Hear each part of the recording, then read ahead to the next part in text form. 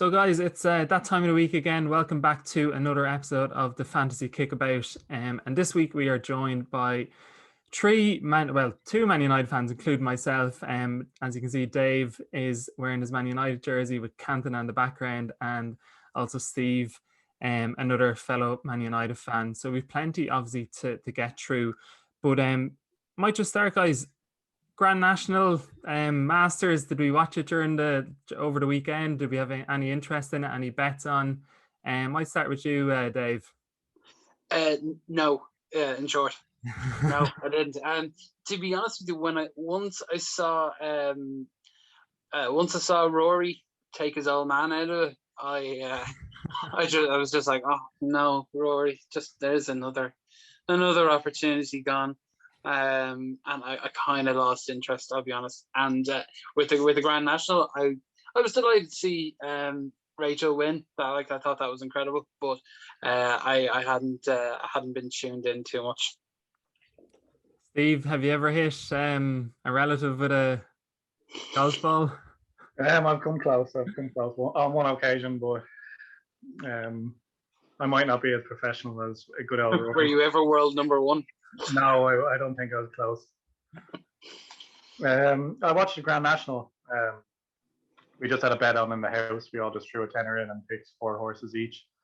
Every single one of my horses fell over, so it doesn't really show that I have good betting knowledge anyway. Yeah, I actually threw on a bet on, to be honest, I'm not a betting man.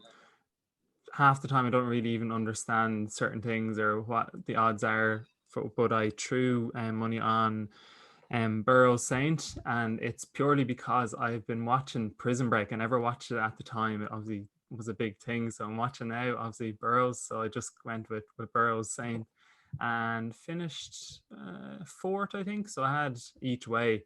But again, I don't know if you guys are familiar when you go on to like the online websites and stuff, and next thing you put in each way and it has this return, but you actually only get 1/5 of it.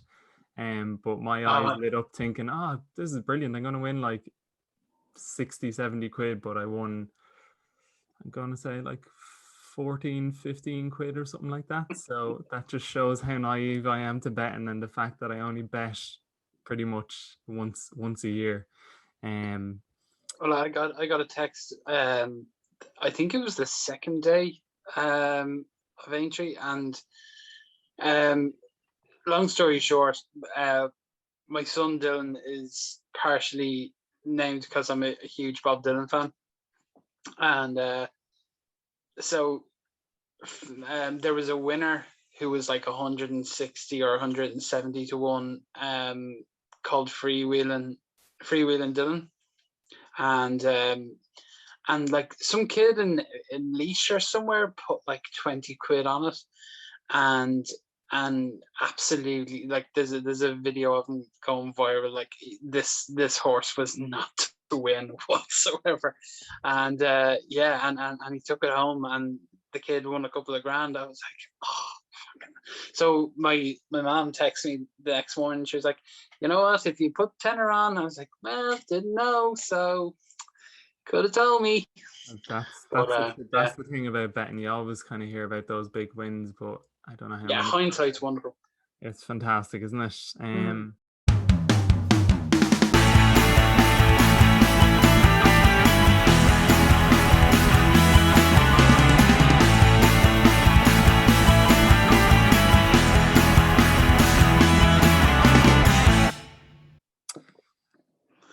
But guys, we might touch on the football. Spurs United obviously on Sunday. Big win, huge win for United, considering everything that kind of happened in the first half. But I think we've so much to talk about, whether it's VAR, whether it's Mourinho just completely cracking up again. I might even try the question whether you guys would feed your kids if they threw themselves to the ground. Maybe even a little bit of a chat around Henderson or De Gea. Again, Pogba's one of the main talking points after a game as well. But we might just start with you, Steve. What did you think of Manchester United's overall performance on Sunday? Oh, highly commendable. Like, we seen them struggle in the first half with just frustrating calls from the referee or just goals being ruled out. And I honestly thought coming into the second half of that game that they would let the frustration get the better of them, but they showed a great calm manner going into the second half and took control and just played the ball, didn't let silly challenges, which did creep into the second half as well, get the better of them. And just an incredible performance of a second half. Dave, anything else to add in terms of the United performance? Yeah, well, listen, it's the story of our season. For some reason, can never get G'd up to start a game. I always talk about the game against Leeds where we came out of the traps and we were like took the game by the scruff of the neck, and we never do that. So the first 45 minutes didn't surprise me in the slightest. It was so pedestrian, it was so slow, and like the disallowed goal was really the kind of like a catalyst where, flying into tackles then, and Cavani got a ridiculous yellow card for nothing, and I could see not Scott wasn't losing his temper, but you could see they were frustrated once the goal was disallowed, and then Son scored, within 2 minutes or 3 minutes later. So getting them in at halftime is important, and as always, like he gets them in at halftime, and suddenly they come out and they play like you play the way you want them to from the beginning. Their passing is crisp. They're making movements. Like the front three weren't really moving or weren't doing much in the first half, and then of course come out and it's like a different team altogether. Like the second half performance was probably the best we've seen all season, and Cavani was superb. He was exactly what we saw from him at the beginning of the season, and he deserved his goal. Like the disallowed goal was a smash and finish. It was a great little move by Pogba. His run was timed perfectly. The finish first time was smashed. Like it was a great goal. So I felt sorry for him that if he'd come away from the game without a goal. But the second one was even better, I thought. So, like it was the same old story from United.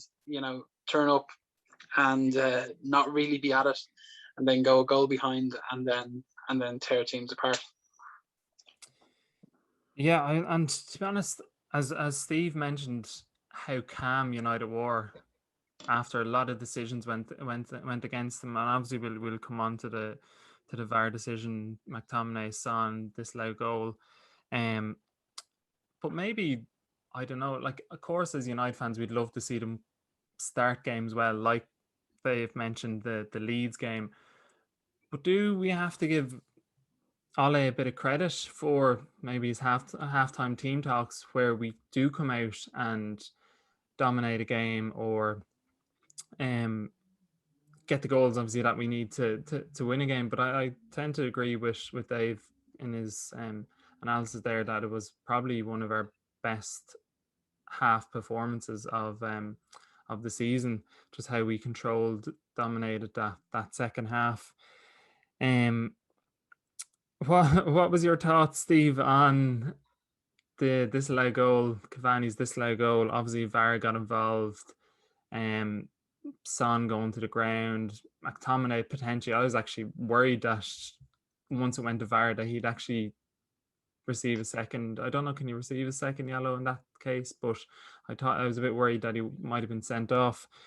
What were your thoughts in the kind of the initial moment, Steve, and then obviously the goal scored, celebrations, and then everything chalked off? Yeah, like any time the ball hits back in net now, you kind of just anticipate the camera going to the big screen in the stadium saying VAR check, and obviously they went to a VAR check now, but it wasn't for offside. It was for kind of a few phases back from when the goal actually occurred.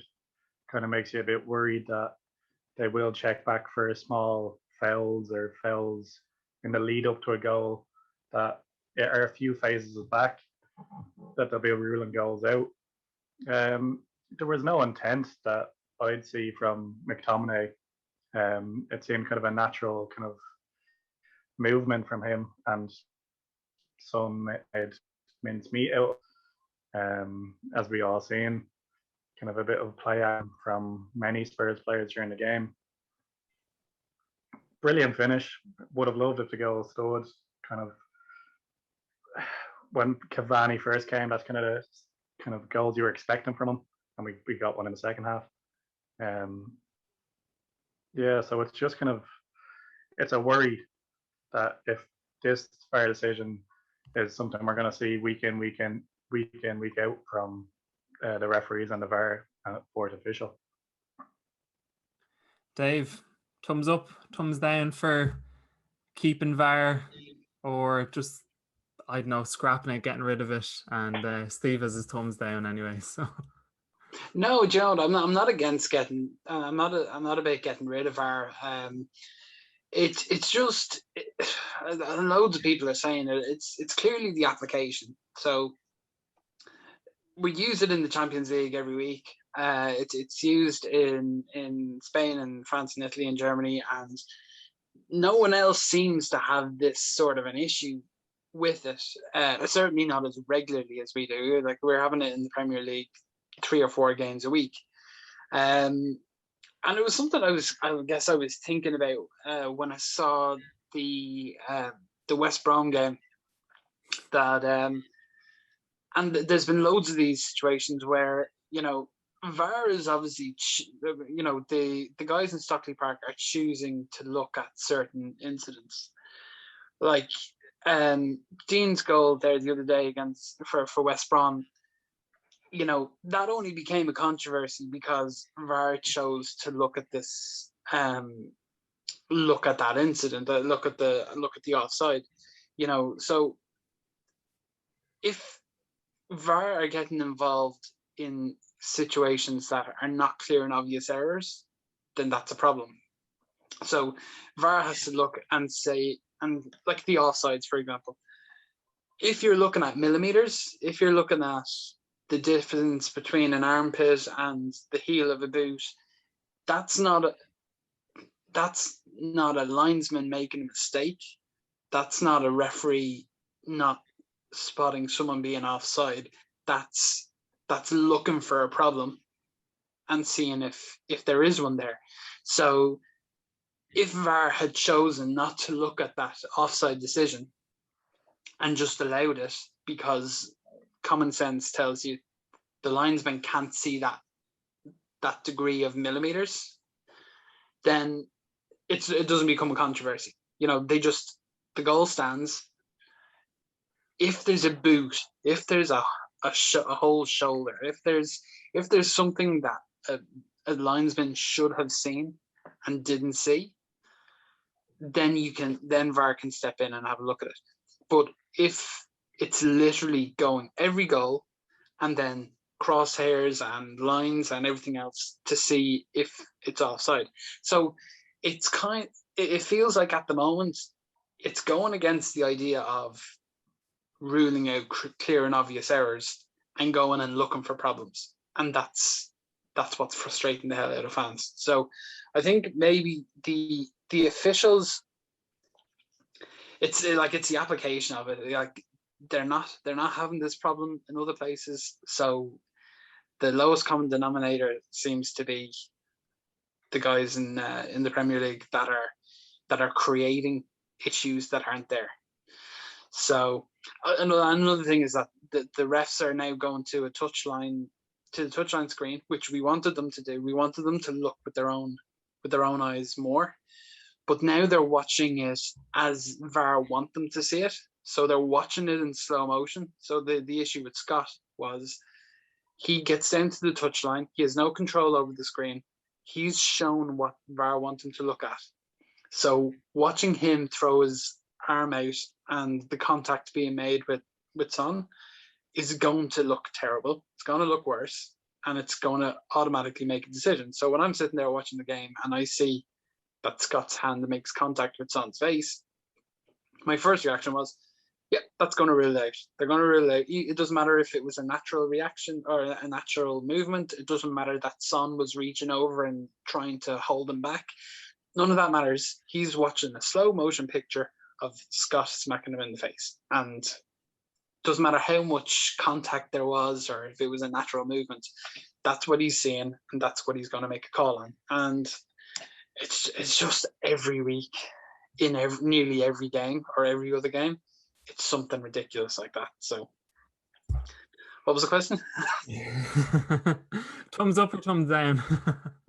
In between. I still think that this can work if they look like we're coming to the end of the season.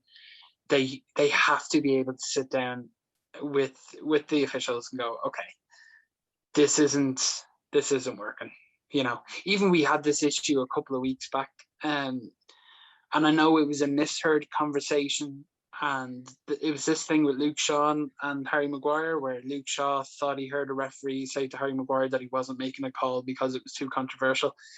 Even if it's a misheard conversation, that sort of stuff is in people's heads. It's in officials' heads. So there's stuff that needs to be cracked down, but it'll cost a fortune to get rid of it. And at the end of the day, VAR isn't making mistakes. It's not creating stuff that isn't there, but the guys who are operating it are. And we need to. And just kind of speaking of the refs, I do think it's great that we're seeing the referees go over to the monitor a lot more now. But I really, really felt that Chris Kavanagh, wasn't it? Yeah, I think it was Chris Kavanagh. I just thought that was a huge moment for just referees and VAR to go over, view the situation, or view it on the monitor, and come back and say, no, there was no intent there. Yeah, it was potentially a natural movement of running for Scott McTominay that his arm would go back that far. Yeah, unfortunate. It did catch Son in the face, but those sort of things happen. Like we obviously saw with Pogba and Serge Aurier, maybe 20 minutes before that, 10, 20 minutes before that. It happens so much in the game, and obviously the fact that it was highlighted because there was a goal at the end of it. But I just really thought Chris Kavanagh had just a huge opportunity there to make the right decision, and kind of to change people's opinions and views on VAR. And obviously he didn't, and it became a controversial decision. Thankfully, it didn't. Especially with Rashford, like 2 minutes before that, or 2 or 3 minutes before that. Yeah, he got an arm in the face. Yeah.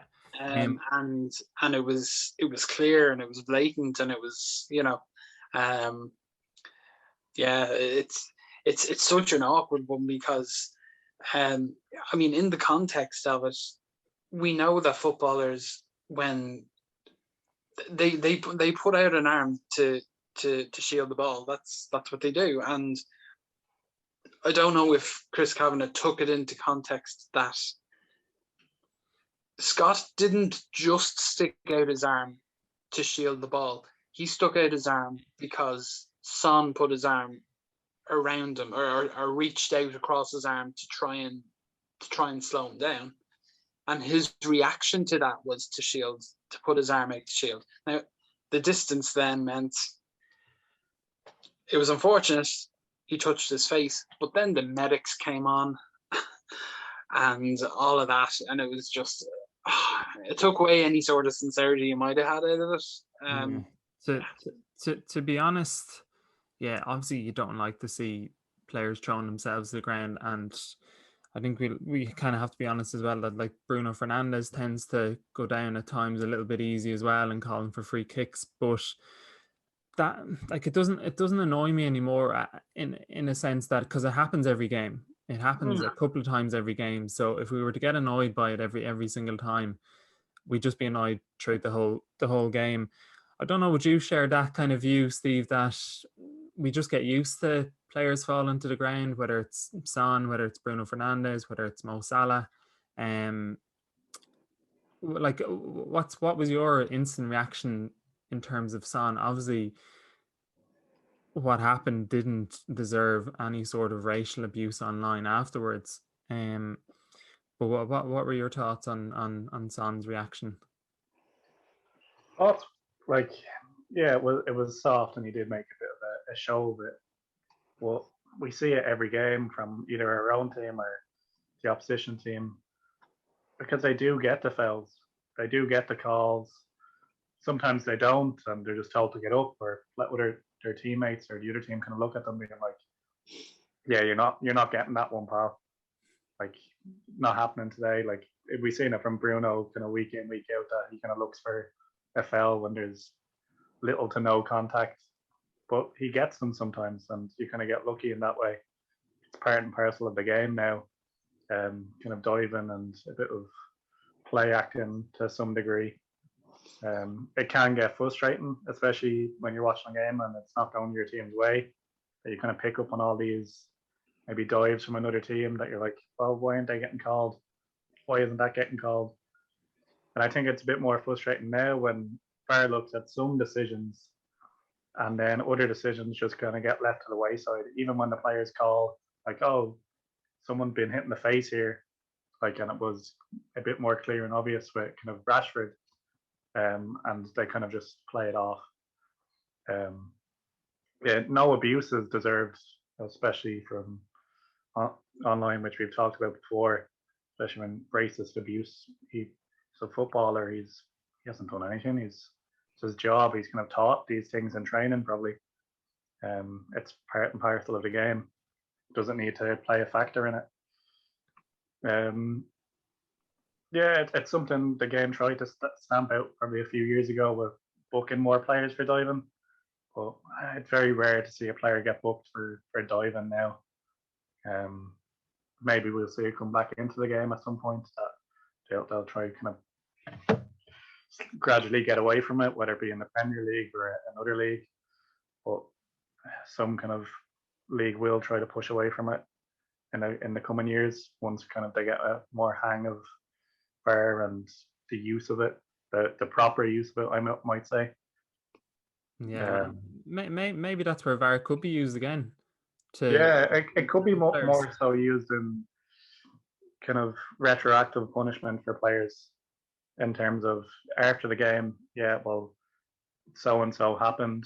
The punishment, it might not be an added yellow card, but it could be half a yellow card. Let's say that's been added to you as a disciplinary punishment, and it pushes you closer to that 1 game ban or whatever it might be. That it might help cut some of that play acting out of the game.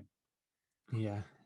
Speaking of discipline, it's something that's usually questioned with Paul Pogba.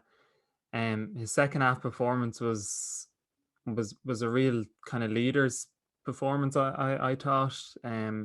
Did everything right. I would have always been, and I've said it on the podcast, said it in the WhatsApp group to you guys throughout the whole season. I'm still, if an opportunity arises in the summer to move Pogba on, I think move him on. But again, you can see that kind of debate starting again. We definitely should keep him. But I don't know, Dave, do you agree? Do you disagree? Do you think it's just going to be one of these roundabouts with Paul Pogba, his attitude? I believe Amazon have agreed a documentary with him to follow his life. I just literally read it maybe about 10-15 minutes before I came on the podcast here. Where do you stand on Pogba? If I can remember correctly, I think you were kind of in the middle when we chatted about it earlier on in the season, but I might not be correct on that. No, I was happy for him to go. Listen, it's completely down to Paul Pogba.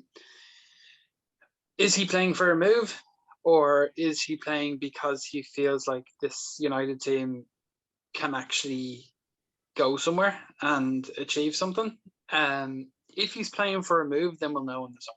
And if he wants to go back to Juventus, or if he wants to go to Madrid, or wherever it is he wants to go, and he delivers for us between now and then, and he wants to go, then he can go on his merry little way. However, if it's the former, then he's such a talent. I mean, like, we've been saying this for years. When Paul Pogba's on it, he's a super player. On Sunday, he was so strong, like the power that chap has. He knows how to pick a pass. He knows when to wait it. He knows how to. He is a very, very intelligent footballer, and he has, on his day, he can be unplayable. If he wants to stay and he wants to push on and kick on again from this season, great, fine. If I'm getting this Paul Pogba that we've seen for the last 4 months, then yeah, I'm okay with that. But if he's playing for the move, that's also fine. I'd be happy to take the cash for him. I just don't want a headache. I just don't want the Pogba headache, because it's so frustrating.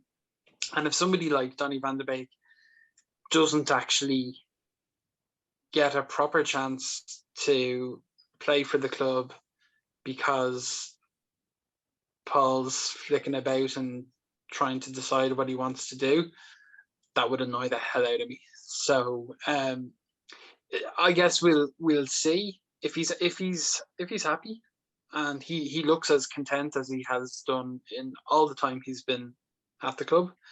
If he's happy to stay and do what he's been doing, yeah, cool. But if he wants to move on, it's all right. Yeah, I saw something in terms of stats with Paul Pogba, and it was a comparison between his time at Juventus and his obviously return to Manchester United. And he's roughly played the same amount of games, but I think he's had, is it 2 seasons now more at United, maybe even a season. So it just shows how many injuries he's picked up at United and games he's missed. I know he missed pretty much the majority of last season. Like you said, Dave, it's down to Pogba. But Steve, do you trust Pogba? Do you trust his why or his reason for performing? I think I'm in the predicament. But if he's sorry to cut across you, Gary, but if he's playing for a move, then he'll want that move in the summer. You know, so like whether we trust him or not doesn't really matter, because once the summer comes through, if he wants that move, then he'll more than likely get it. You know what I mean? Yeah. It'd be different if we were talking about last September. You know, where you're wondering if he's just gonna mess about and sit on the bench, or put in half-hours performances. But he's putting in performances now. He wants to play in the Euros, obviously, which that's not in question. He will play in the Euros, but if he's playing for the move, then we're getting the benefit of it. And come the summer, he gets it. Yeah. But where I'd be questioning his trust is maybe at the moment he sees potential in this United team. Because when you think about it, when Pogba left United to go to Juventus, he was surrounded by winners, Alex Ferguson, a winning mentality, a good environment. And then he returned to this environment that was completely different, completely changed. So maybe at the moment I'm thinking that Pogba sees potential in this United team, and now he's upped his game because he sees potential. But will he potentially down tools and not perform and half-hour performances next season if he decides to stay and he wants to stay, but things are a bit more tricky in terms of whatever's going on at United? I don't know, Steve, what's your kind of predicament with Paul Pogba? I'm on the fence as well. Like I'd agree with everything David said in terms of if he wants to leave in the summer and that's what he's playing for, then it's fine. But if he's playing like this because he sees the potential, then happy days. Like hopefully we'll see that going into next season if he stays. Yeah, when you mention that when he came back to United and maybe some of the talent that was there, and it wasn't a squad that was maybe used to winning league titles and trophies like when Ferguson was in charge. Like he's played at United at a youth level, and then a game here or two under Fergie, and then he moved to Juventus, who are used to winning the league title every year or every second year for the most part. He's been in teams that he thrives under that winning environment, and when we've seen him over the past few years, when we've struggled as a club, his effort level drops. He doesn't seem to want to put the work in to elevate us back up there. He doesn't feel like it's kind of, he doesn't want to burden that responsibility. And I think a lot of United fans might see that in terms of when Bruno came in. Bruno was happy to fight for the ball, fight for the win, unhappy if he's taken off in the 89th minute of the game. Not something you often would see with Pogba at all. Kind of happy to go off, happy to sit on the bench. Doesn't really complain about it, but he isn't arsed in one aspect of it. But now that he sees these other talented players come in, he thinks, oh, maybe we can go somewhere. Like, my brilliant passing skills and IQ on the ball, people are going to receive that now. Like, players like Cavani and Bruno around them are going to benefit from that. That he feels like the players around him might live up to his own ability now. So he feels like putting in the work and pulling off these incredible passes because he knows an incredible player is going to be at the end of it. I think he might have been frustrated at times putting balls into the box or trying to pull off these fancy passes because he was used to very talented players around him because they'd be able to read the game and know where the ball's going to end up. They'd be on the end of an incredible pass. But they knew to make space for him to be a bit more creative in the game, where he might have not felt that around other players in the team. Like probably you had the likes of Fellaini in the team at some point, and some of the talents that we've had over the past few years has been kind of questionable in terms of maybe football IQ. Like I enjoy Fellaini as a player for he is what he is. He's kind of a target man. He's a bit of a bully on the ball, but he's not the kind of style of player that Pogba would probably want to play alongside. So now that he sees an improvement team that's finished back in the top four, we were in the top half of the table. We were in first for the first half of the season, and now we've sat in second or third for the majority of the second half. That he sees that maybe we can push on and push for a title and maybe push for the Europa League this season as well. Yeah, and I was going to try, like, do you think maybe Paul Pogba tries to or wants to carry the weight of the world on his shoulders, but at times can't really deal with that pressure, and that's why he underperforms? And then when you have someone like Bruno Fernandes coming in and taking that, we'll say, limelight or spotlight or responsibility off him, we're seeing a better Pogba. We're seeing maybe a more relaxed Pogba, one that's more of a, I'd say he's been more of a team player this season than since he's come back, obviously, into the team, than he's ever been a team player before with United. And obviously Steve mentioned that he had some quality players and he had a great, obviously, relationship with Zlatan, and he was, I think the two of them combined for a lot of goals in that season with Zlatan at the club. What way would you look at that, Dave, when obviously Bruno comes in? Have you seen a shift in Pogba's mentality that he goes, like, he thinks maybe, okay, I don't have to carry this team? Or do you think that's been a burden why he hasn't performed? It's a good point. I probably have never thought about it that way. I mean, I guess Bruno loves, I don't want to say loves the limelight, but he's willing to take the pressure. He's willing to, he wants the ball all the time. He's ready to take control. And listen, I guess Pogba arrived in and he had lads like Fellaini and Mkhitaryan and Lukaku to an extent. now he's got Bruno taking the pressure off him.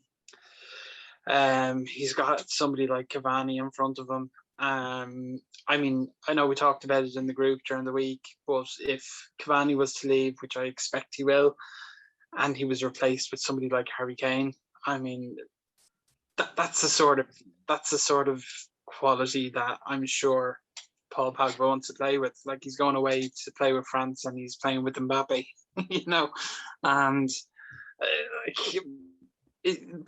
top players like that like to play with top players, So now that doesn't excuse just not bothering his arse like he has at times. People had argued with me before because he frustrated me when he doesn't track a man, or he loses his man at a corner, or he doesn't win the ball in the air, and that was the case for a long time. And he's 6'1" and a bit. He's built like a brick house. All these things where trying to find his position and all that sort of nonsense. A player like that can play anywhere. He should be able to play at left back, in fairness, if required. But no, it seems like his attitude has changed, and maybe that's because there isn't as much pressure on him. Maybe it's because the goals are coming from Rashford, they're coming from Bruno, they're coming from Greenwood, they're coming from a lot of other places now, that Cavani obviously as well. So yeah, like I probably didn't look at it that way before. Maybe I don't think he actually goes out of his way looking for attention. Like, by all accounts, players who play with him, coaches say, when he goes into training, like, he's very good humored and he's always got a smile on his face, but he's always professional, and he always works hard, and he's a great lad to have around the place. So I don't think he necessarily goes out and looks for this limelight that he just inevitably gets because he's super talented, and he cost a world record fee at the time, and underperformed, and didn't perform as consistently as he really should have. So listen, I mean, I'm willing to enjoy it for what it is right now. I'm delighted to see him performing like he did. And even when he was injured a couple of weeks ago, we saw that there were games that he would unlock, where he would find a winner when we couldn't. The game against Fulham actually strikes me that his goal against Fulham was one of those games where it felt like he was, Bruno wasn't on it that night. I think he scored the equaliser, but he wasn't really on it, and he was frustrated. And there were games when Bruno was going to be like that, or there's going to be games where Bruno's going to be closed down an awful lot of the time. And Pogba is in this when he's in the form he's in at the minute. So listen, I'd be delighted if he was content with this, and maybe it is a thing that the pressure that he was under was too much, and he didn't really enjoy being under it, and he didn't really enjoy the pressure that came with it, and didn't enjoy the whole thing with. He probably had a decent relationship with Mourinho, but he came into the crossfire at times as well. So, and he might be looking at the Serie A table and sees that Juventus are doing worse than we are. I don't know. I don't know. You'd have to ask him. I don't know. But it's maybe just the increase in quality and consistency is helping him as much as anybody else. Yeah, I had to have a quick Google there just to check Pogba's height. I think you mentioned 6'1", and I was like, well, I'm 5'11". Pogba is definitely a good few inches taller, so he's 6'3". 6'3", all right, okay. Yeah, because I remember I was listening to something during the week, and Rio Ferdinand said he went to the game on Sunday, and he forgot. He said he bumped into Paul Pogba, but he forgot what a beast of a man he is, just in terms of his presence. We might move. You know what, it's funny I mentioned that. It's funny that I've said it, because I was watching the 2-minute silence at the beginning of the game, on Sunday, and I couldn't believe the height difference between him and Cavani. I thought Cavani was a really tall guy, but he's not really. Well, he's about the same height as you, but he was standing beside Pogba, and I was like, jeez, there's a bit of a difference. We might just look at the other side of that game, and obviously Spurs. Mourinho seems to be cracking up, Steve, coming out with his obviously his comments or his response to Ole's comments about Son, and if that was his son, he wouldn't be feeding him. And then Mourinho's response saying, "Well, thank God Son's father is a greater man than Ole." Do you think it's just coming to the end with Mourinho at, we'll say, big clubs? Yeah, we've seen him bounce around a few clubs over the past few seasons, and there's been times where he hasn't been manager, and everybody would love to see Mourinho do well in terms of how fun it was to watch him do interviews and how fun the Premier League was having him in charge of that Chelsea team the first time around. Because you'd be tuning in, you'd be like, what did he say this week? What rant did he go on, or comments that he made? What was he doing on the touchline? It was a show, but it was a show that kind of ran its course, and just doesn't work in the current environment. It's especially when your team's not performing well. Like, he takes a lot of the spotlight, and even that interaction with Solskjaer it was just odd. Like, it didn't seem to have any great context to anything. Like, it was just a baffling not even a war of words between the two. It was just, yeah, you'd question Ole a bit as well in terms of what led to him making that comment anyway.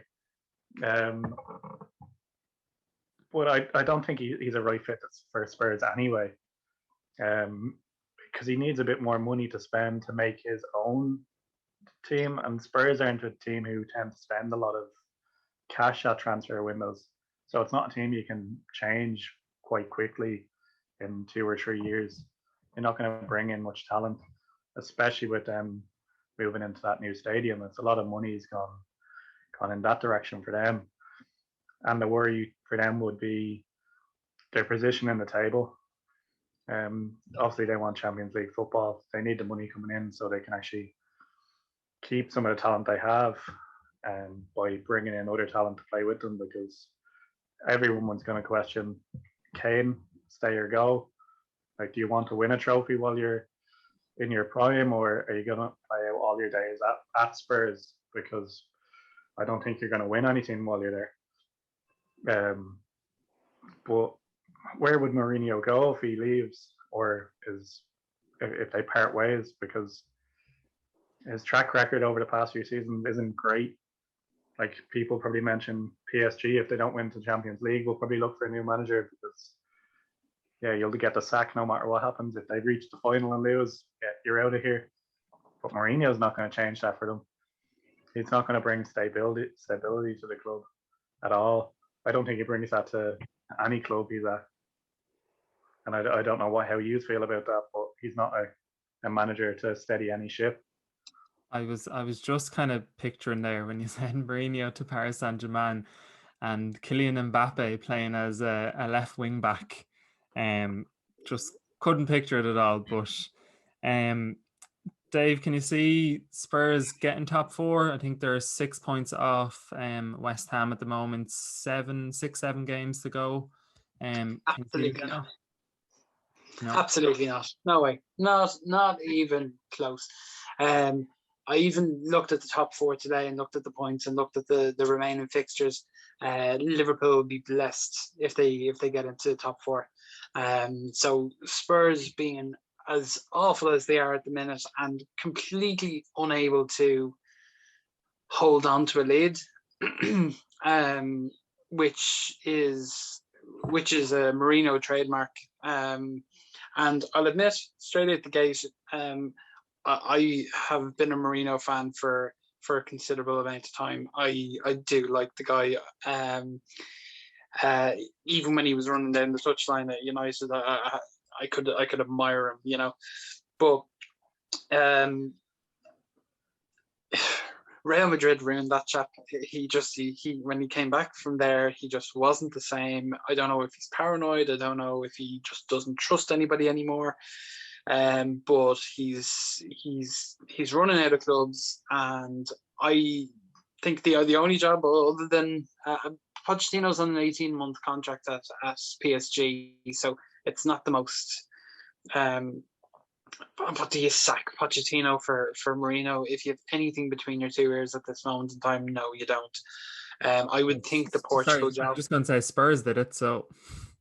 Well, yeah, but with Spurs, at least you could justify it by saying, okay, he'd been there 4 years, 5 years, maybe they'd gone through a cycle. Let's say like Dele Alli had stopped performing, and you know, I could see the logic where you think, okay, maybe Pochettino has brought us as far as we can get, and he's gotten us to finals. Maybe now we need somebody who's gonna bring trophies back, and Mourinho is kind of your guy for trophies, or at least he was, as he'll keep reminding you. But it's but let's say, for argument's sake, they do sack him if they don't win the Champions League, which would seem extremely unfair. But maybe it does happen. Do they take a chance on Mourinho? The only thing I can see from now is the Portugal job. Quite honestly, that's the only thing I can see for him.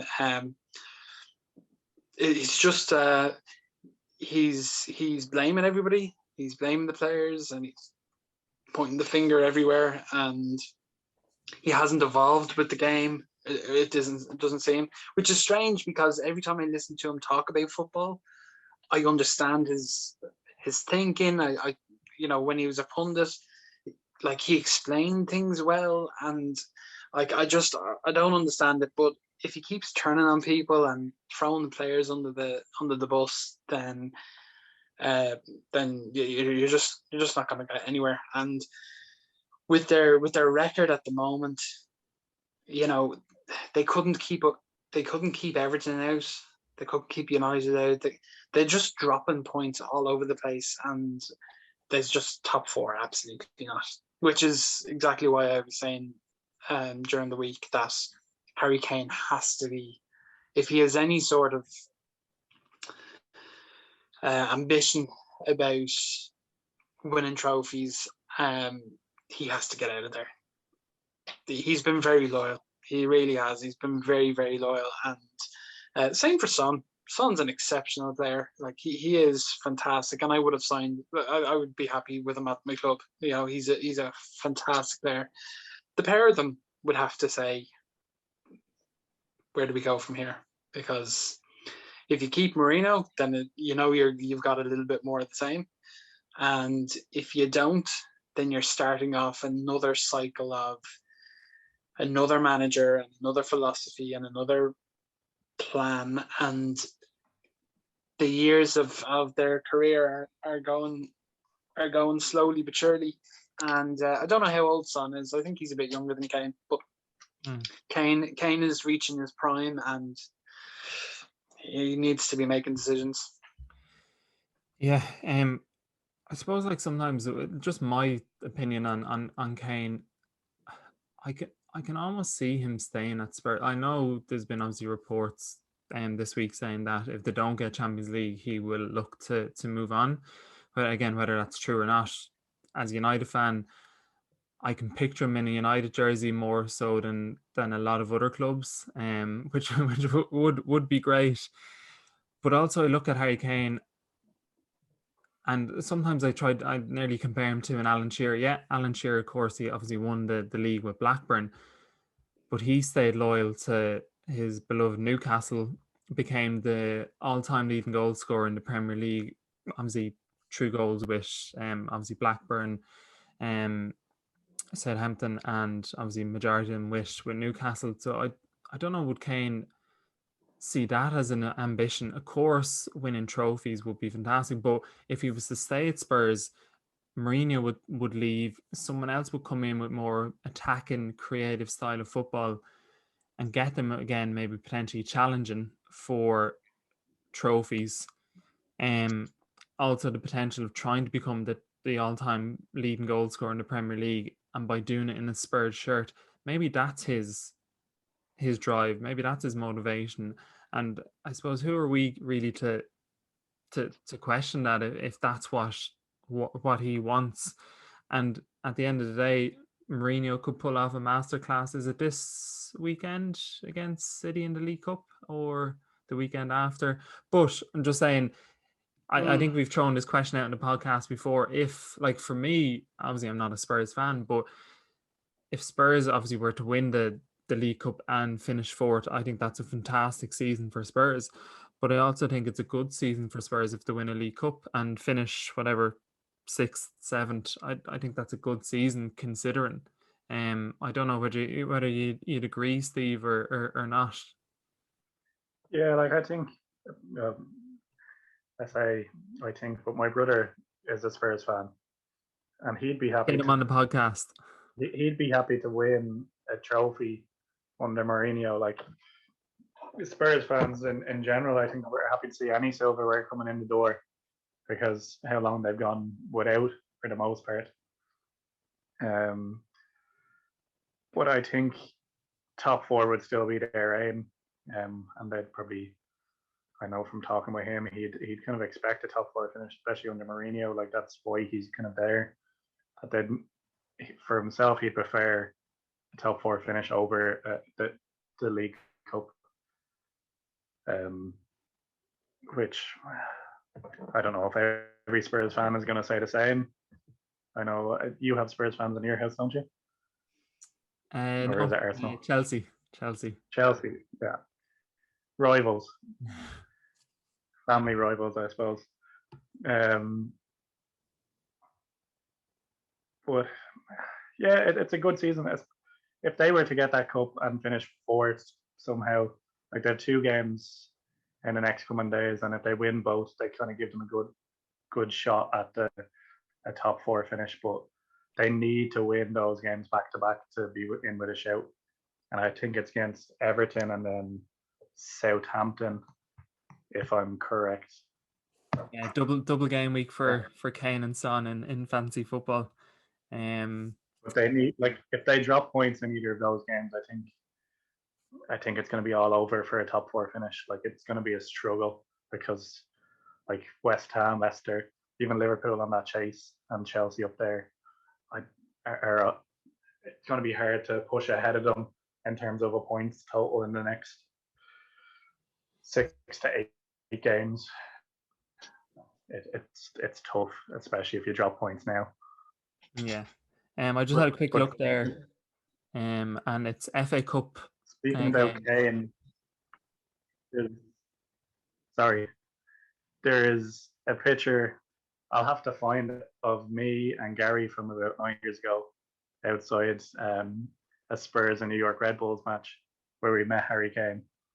I hadn't got a clue who he was at the time. He didn't even play. He was a youth team player who came out, and we got his signature. I have his signature on a flag at home. That he was really polite and everything. That's the first interaction, and he knew it was of Harry Kane. It's like, who was that guy? And they're like, oh, that was Harry Kane. And you're like, okay, that's nice. Don't know who he is. Hopefully he's good one day. Have his signature. I remember that actually, Stephen, and we were outside and there was obviously a gang of us waiting for it. It was Spurs Red Bull friendly game. We said there was only probably about 20 of us waiting around for all the players. And I think Harry Kane was one of the first, and he literally went around to everyone, got a picture and stuff. And I think we were almost like Googling who he was. We're like, oh yeah, he's on loan at Norwich last season. Really nice lad. And you remember Gareth Bale came out, and he went straight to the bus, and everyone just started booing him. Walked straight by us to the bus. And we got to meet Rafael van der Vaart, and yeah, that was kind of the big name. Yeah, a few lads, but Yeah, I think we'll finish up obviously on the Spurs talk, because if any Spurs fans are listening, they're very, very down and depressed. Well, can I just say, just before we finish it up, they might win the League Cup and a top four finish. Is that a good season for Spurs? I can't see how any Spurs fan would be happy with that, because if you were a Spurs fan, you're going from challenging for league titles with Pochettino, getting to a Champions League final, and then the reality of how awful their season has been. Like, it started out really good, and then it's slowly become an embarrassment. Their defense is all over the shop. They've got Bale, who they've spent a fortune in wages on, who's got something like 8 goals in 7 months, and they've got their manager slating some of the players, and the League Cup. Okay, yes, it would be a trophy, and yes, they'd be happy with it. But would they sit back at the end of it and say, "Yeah, I'm happy with this season"? I can't picture that they would. I think they'd be saying, "Can we get rid of Mourinho? Can we, or do we get rid of Mourinho? Is Kane going to stay? Is Son going to stay? Is like." I can't. Sorry to the Spurs fans listening. I would be miserable. I wouldn't be seeing a real silver lining other than the League Cup. And let's be fair, they're going into a game against City where they can't get a win to save their life. And as for top four, West Ham are in smashing form. We can kind of assume that United and City are going to make up 2 of the top 4. So are they in anywhere near good enough form to challenge Chelsea or West Ham? I don't see it. Not in the next 6 games or 7 games. I don't see it. Yeah. Steve, I was going to say, maybe we'll try get your brother on the podcast as a Spurs fan the week of, or maybe even the week after the League Cup final, just to get his perspective on it. It might Depending be on the results. interesting. Yeah, well, I think depends. If it goes one way or the other, I think it'll still be interesting to hear from a Spurs fan, because the point that you made, Dave, was that if you were a Spurs fan, if they won the League Cup and finished outside top 4, you wouldn't be particularly happy. So it would be interesting. So maybe ask him if he wants to jump on some evening, Steve. We might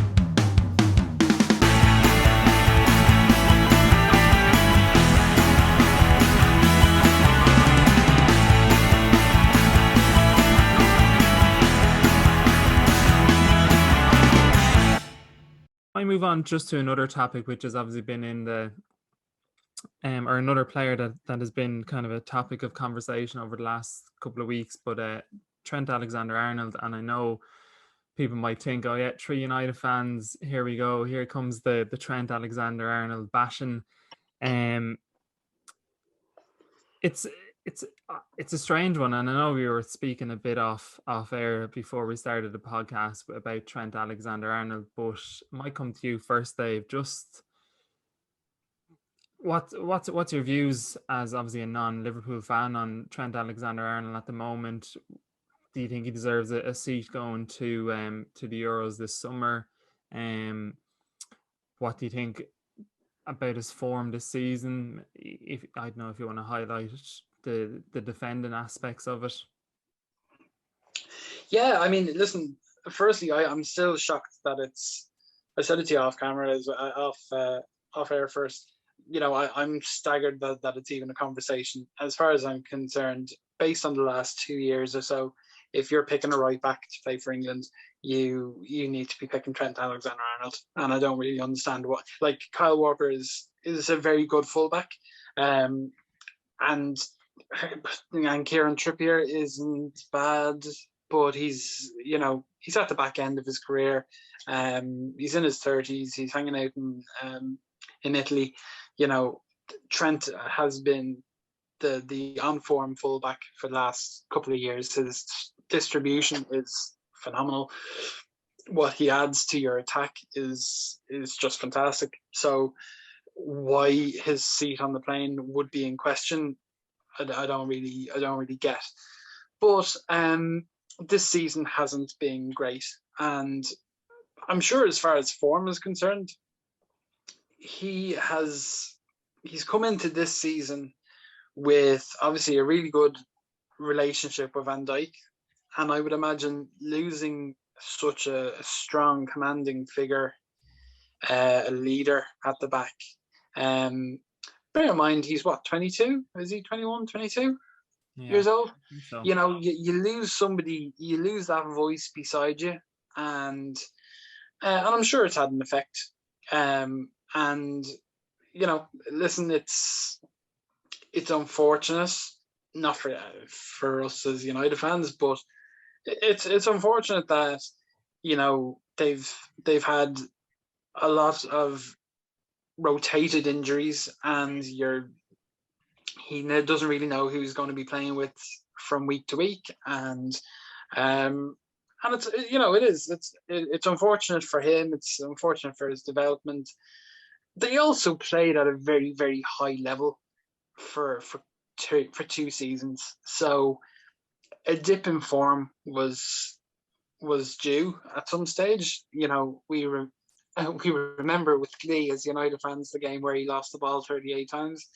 You know, there are going to be those dips, there are going to be those games, but if you're going into a big competition and you have any sort of eye on winning it, then he needs to not only be on the bench, he needs to be in your starting 11, in my opinion.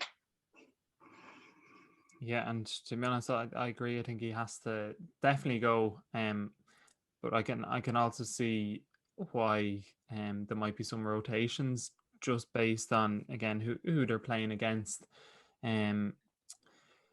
But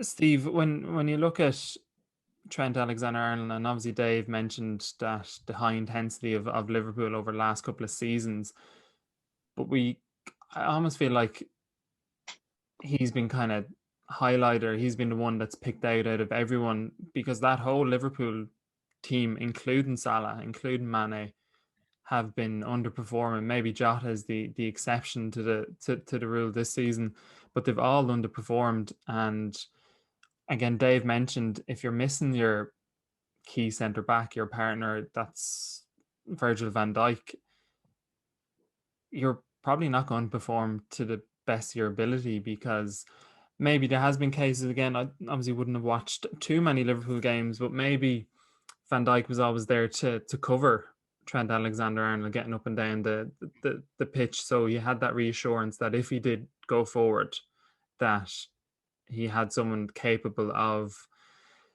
covering him, looking out for him, and that obviously is impacting Liverpool. What's your thoughts on Trent and everything that's been made about him? It seems like he, in the media to some degree, has been made as a scapegoat on the Liverpool team this season, which is kind of odd. Like, I've watched them nearly every week, and yeah, they are performing poorly as a team. Like, overall, like, everyone knows that. But he's being picked out on, like, he's going forward, and then there's been games where he's put 20 plus crosses into the box, and nobody's been on the end of them, or they've missed their mark. But he's still getting into those good attacking positions where he has the ball, and he's producing those crosses. Maybe nobody's getting on the end of them, but nobody's in form. Like, those connections between him and Salah, or him and Mane or Firmino or whoever it might be, isn't there. Like, but it's not there between anyone on the field at the moment for Liverpool. It's very mismatched pairings in centre midfield, or whether it be in centre defence. Like, you don't know who's going to start, you don't know who's going to be fit, and from going from a season where you had Van Dijk behind you, who you're probably quite confident he's one of the best centre backs in the world at the moment. He's got my back. He has a high IQ in terms of on the defensive side anyway, when we're talking about Van Dijk. So it gives the ability for Trent to push up the field a bit more and play that style. and Trent's probably playing the exact same style of football, but he doesn't have that solid defender behind him to rely on, to move in behind them when somebody's coming down the wing, when he's maybe too far up the field, and kind of getting caught out in that aspect. But to criticise him so often, like the media has done, seems quite unfair for a player of his age who's still, you'd say, his game, even though he's probably one of the best right backs in the world. And I know, coming from a United fan, you don't like to give Liverpool players such a, but he's up there. That it was bound to happen that he's going to make mistakes, but it's just all coming in this one season where the entire Liverpool team are making mistakes, and it could just be down to they were so used to playing that same 11, knowing where each other is. Like, they played pure ball. They knew, I put this ball down the right wing, Salah's going to get onto the end of it. Could do it with their eyes closed at points. They knew, oh, Trent's on the ball's coming into the box. They knew where each other's going to be. And this season, I think it's been a real struggle for them. And you probably look at the people probably compare him to his counterpart on the other side of the pitch, who is probably a better player, the defensive side of things. Doesn't get caught out as much, but it's kind of just, why would you pick on just that one player so often when it's a poor squad performance in overall? Yeah, and sorry, I'm getting lost for thoughts here. One other thing is that Gary Neville made a point when they were discussing it on Monday Night Football that, you know, if you are the opening game against Croatia, you know, he's going to have Ivan Perisic then the left-hand side running at him, and that's a fine point to make, but they're in a group with Scotland and the Czech Republic. So are you telling me that you don't trust Trent Alexander-Arnold to play against Scotland or the Czech Republic? Okay, there might be a concern for Croatia, but one, is it that much of a concern? And two, if you just put Kyle Walker in for that game against Croatia on the opener, and then play Trent for the other two games, you know, obviously you're going to want someone like Trent whipping in balls to beat Croatia and the Czech Republic, and I don't believe for a second he's that much of a liability on the back end to justify him not being there.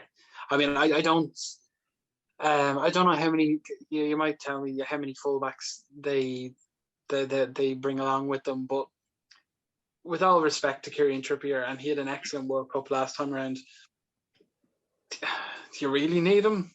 Like, at this point, I like him, but do you really? Is there really a need? You know? Yeah, and the one thing I'd probably question in the whole Trent Alexander-Arnold kind of saga is Gareth Southgate's kind of treatment of him, and in terms of his reasoning for why he dropped him. It wasn't a case of that. Like, he could have easily, I think, come out and said, do you know what? Again, he's had two very intense seasons. We're leaving him out to rest him. He's had a lot of game time for Liverpool, but he pretty much said he's been shit. Which I kind of found a little bit surprising by Southgate. And I want to see that quote, Gary. And obviously that kind of fueled the fire for the media then to jump on top of it, and then I think we all kind of agree it's been probably blown completely out of proportion. But I suppose that's Southgate's thinking. Like, he's always been the manager that said he will only pick players in form or based on form. And again, Kieran Trippier, for example, sure, he's been suspended, hasn't he, for the last 10, 11 weeks for his betting situation over in Madrid. So he hasn't exactly been playing.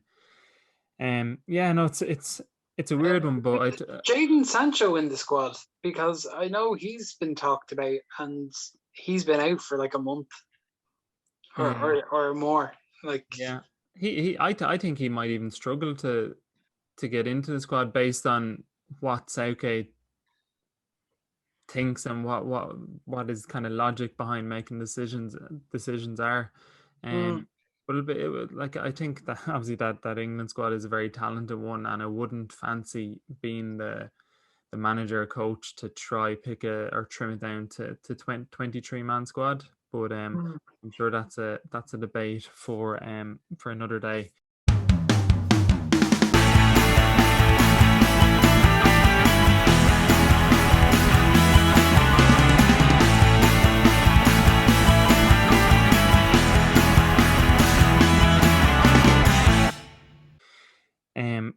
Like we always do, guys, we might just finish up on a bit of fantasy Premier League. I'm climbing that table. I'm up the highest I've been all season, 18th, so buzzing.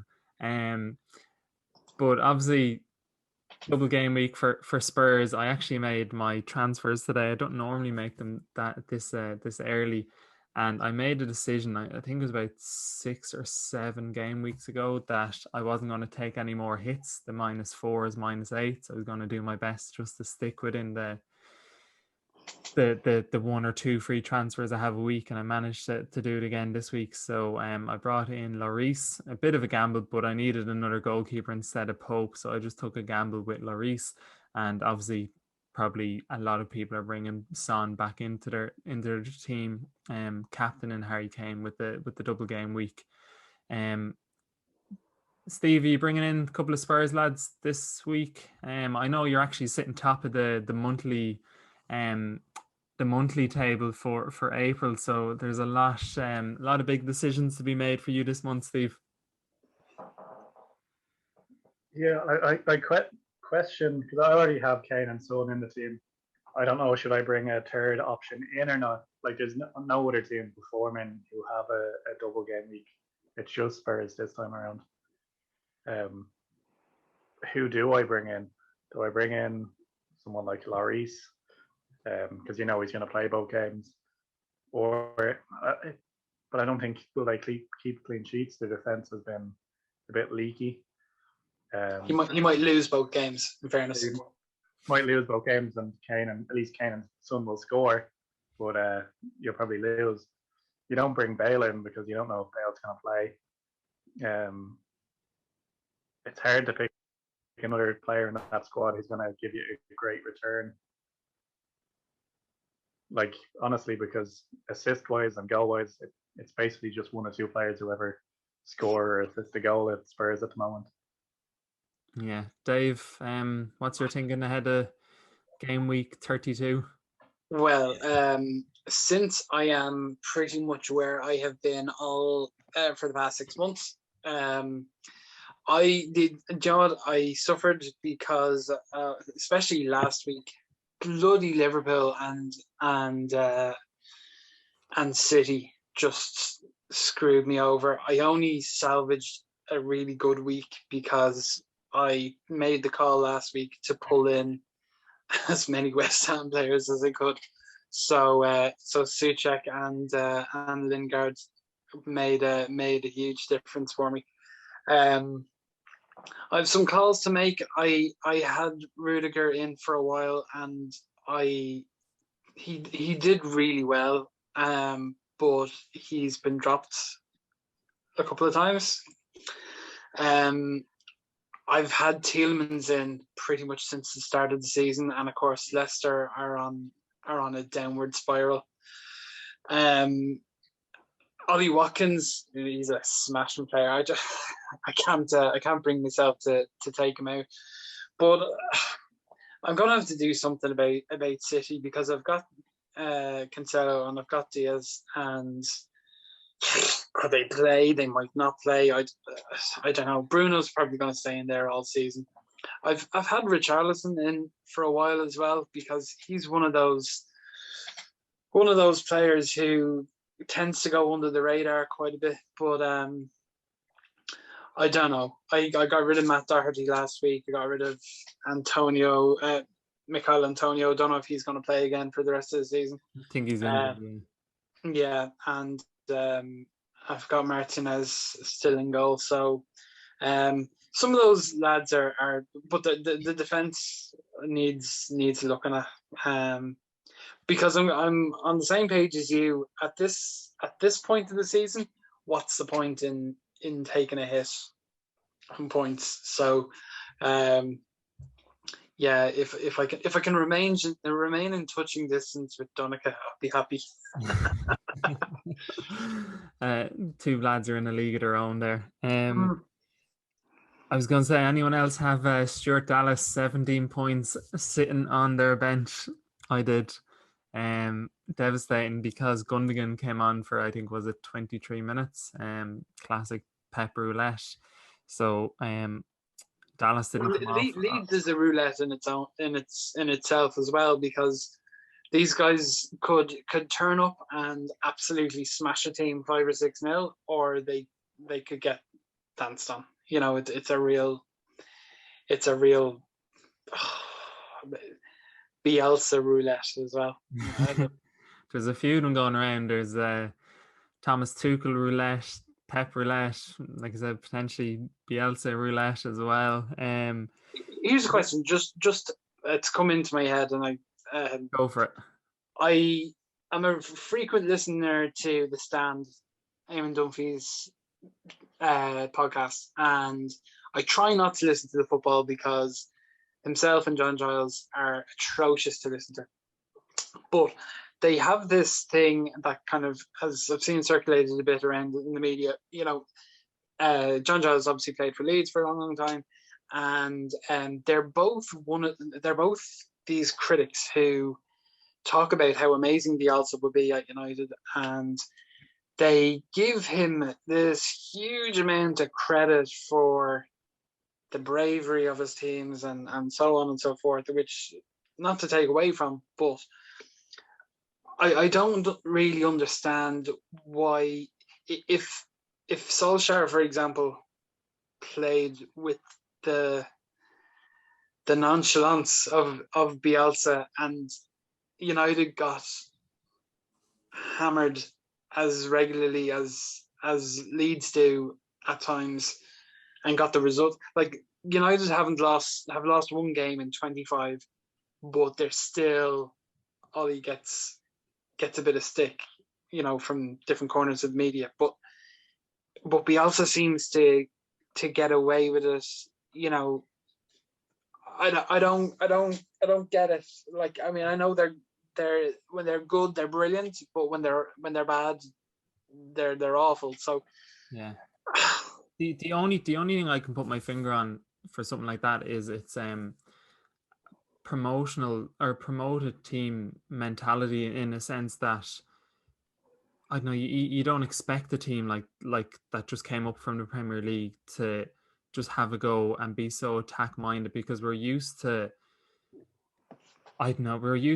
promoted teams kind of sitting back 11 men behind the ball, potentially getting a goal from a set piece or something like that to get a draw, salvage a draw, or sneak a win. So that's the only reason I can see the plaudits going in for Bielsa. And obviously, as a neutral, I think we all enjoy watching a Leeds game because we know there's going to be goals. We know it's going to be entertaining. Even the 1-1 draw with City earlier on in the season was a cracker of a game, and even the Leeds Chelsea, I think that finished 0-0. That was a pretty decent game as well for a 0-0.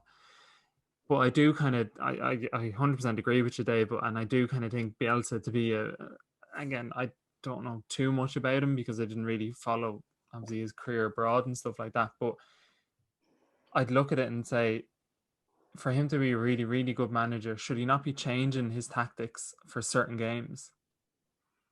For sure. I mean, as far as I was looking at it, if Solskjaer made the calls that he made, he would be called inexperienced, he'd be called clueless, he'd be called whatever.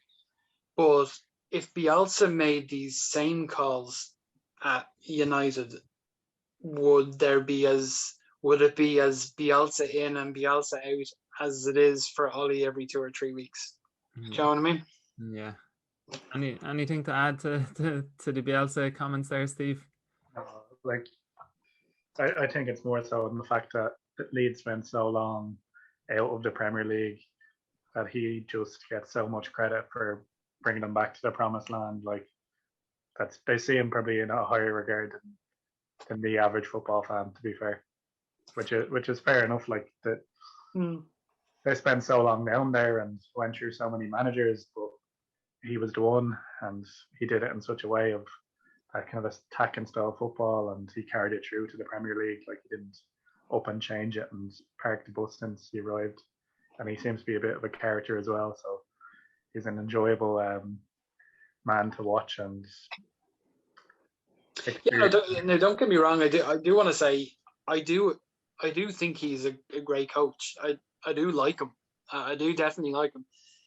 But I had to turn the stand off the other day because they were talking about. I don't want to be disrespectful for Solskjaer, but could you imagine what Man United would be if Bielsa was in there? I'm kind of going, yeah, they'd be losing the game for the defenders that we have. They'd be losing a game every 3 or 4 weeks, and it could be embarrassing. Like, we could get absolutely smashed, and like that would be okay.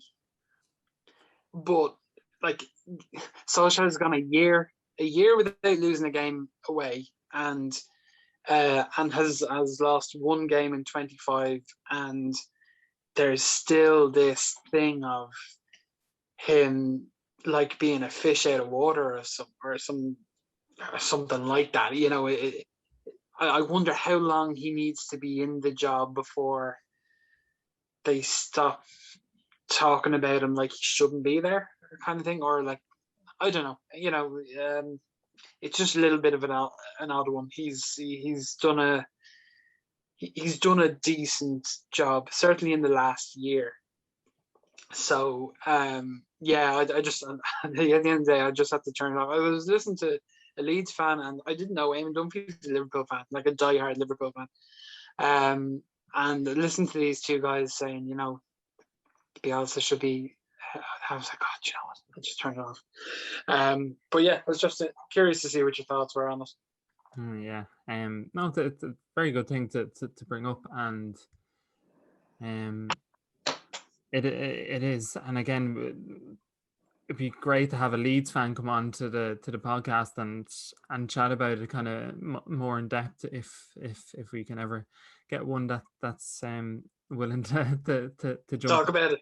Yeah, but speaking of PE teachers or PE managers or whatever you want to call them, I suppose 3 of us are probably associated by being a PE teacher in terms of our league positions in fantasy football. But who are we captaining this week? Is it a Spurs player for you, Steve? Yeah, I think I'll go with Kane or someone. I think it's just a toss up, just because they have the 2 games and they're most likely to throw in a goal or an assist. Yeah, like it's kind of guaranteed. Yeah. Same with you, Dave. Are you going differential? You know, I don't have a Spurs player in my squad. No more Son, no? No, I got rid of Son. He just went off the boil for a while, and it just wasn't working. So I took him out. To be honest with you, I've stuck with Bruno pretty much the last 6 months. I would be tempted to switch it to Lingard. The chap is on fire at the moment. Newcastle, I think, isn't it, for West Ham? He was my vice captain last week, and I was raging that I didn't switch it around. But no, you know what? Even in a double game week, it's not going to make that much of a difference for me at this point. So no, I'm not bringing a Spurs player in. They're just poison at the minute. They really are. They're just, even when we were watching them last week, even Son just wasn't the player that I love watching play, you know. So no, I'll leave Spurs out of it for the moment. Yeah, it'll either be Bruno or Lingard, one or the other. Yes, Steve, did you captain Lingard last week? I did, yeah. I took the risk.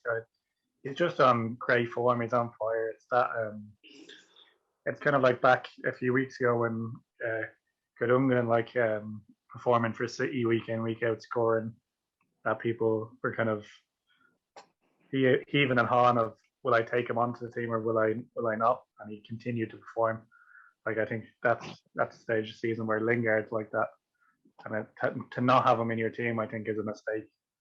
And I just thought it was a perfect opportunity. I thought West Ham's are gonna probably smash in a few, which they did in the end, and Lingard was involved, so it worked out. And it is tempting, rather than a Spurs player, for it to be the likes of Lingard again, because of his form. It's just incredible. Like, Bruno's dropped a bit of his form recently in terms of points returns and fancy football, but yeah, Lingard's a good one. He's kind of at the moment, he's like the pass before the assist type thing. Yeah. And just speaking of Lingard, and kind of even, I suppose, just even it's kind of coming up to that time of the year where team of the season is announced. And I know obviously we did a podcast earlier in our kind of series on team of the season halfway through the season, and Son and Kane both made it. So it'd just be interesting when we come around to it again whether the two of those players make it. But just out of curiosity, it'd be interesting to see whether Jesse, like, personally, I don't think he should be in a team of the season, but you never know the way people kind of just see the last couple of weeks and will throw a Jesse Lingard into their team of the season based off of 9, 10, 11 games or whatever that he's played. But we might wrap it up there for this week, lads. Pleasure as always to have you on, have the chats. I know we did focus a lot on the United Spurs game, but there was just so many talking points from it for both clubs. But thanks for jumping on, lads, and we look forward to having you on again at some stage in the future. So enjoy the United game tomorrow night. Yeah, pleasure as always, guys. Good to talk to you. Take care. Take it easy, lads.